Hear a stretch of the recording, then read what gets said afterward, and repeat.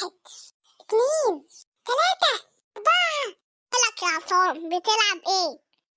بتمرن يا جمال، تيجي تتمرن معايا؟ ماشي يا عصام، يلا مرني يا عم.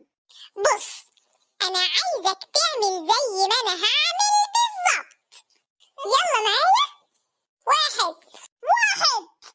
يلا اطلع تاني. 2 2 3 افرد بقى رجلك على الارض وانزل معايا. يا عظمك يا جمال، عجزت يا جمال. عجزت ايه يا جمال؟ ما تقوم تقف، واحنا لسه كملنا تمارين؟ ده احنا ما عملناش غير تمرينين 2 بس.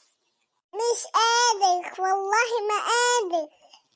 هو انت بتاكل ايه يا جمال؟ انا شاكك ان انت بتاكل حاجات كتير مضرة، عشان كده مش عارف تعمل التمارين السهلة البسيطة. لا طبعا باكل اكل مفيد ماما بتعملهولي. طب ممكن اعرف ايه الاكل المفيد ده؟ بطاطس محمرة، وباكل اندومي، وبشرب بيبسي وفيروز.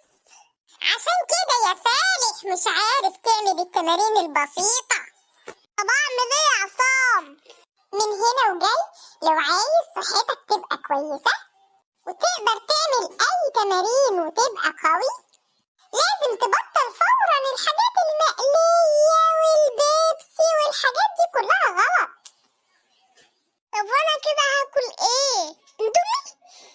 اندومي ايه المعفنة دي؟ اوعى تاكلها تاني. الاندومي يا جمال هي سبب كبير جدا في مرض الاطفال، اوعى تاكلها تاني. بس طعمها جميل قوي ولذيذ. ايوه فعلا، هي بيحطوا عليها حاجات تخلي طعمها لذيذ جدا، بس مضرة جدا جدا جدا.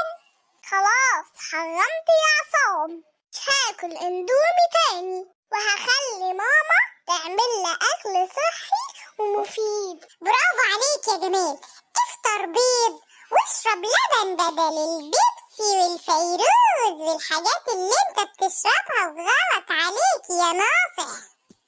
وساعتها بقى هبقى اقوى منك انت يا عصام. ماشي يا عم جمال.